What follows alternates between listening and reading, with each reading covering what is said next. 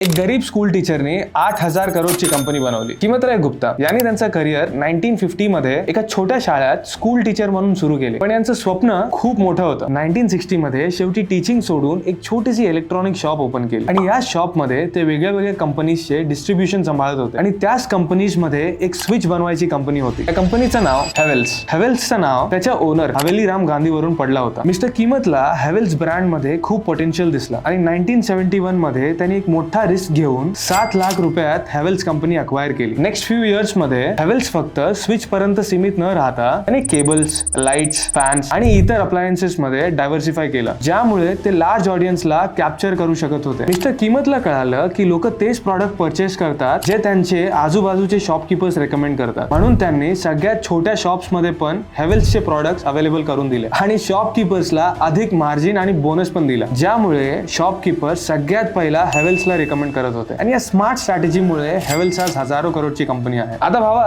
तू सांग नेक्स्ट कुठल्या ब्रँडला डिकोड करूया?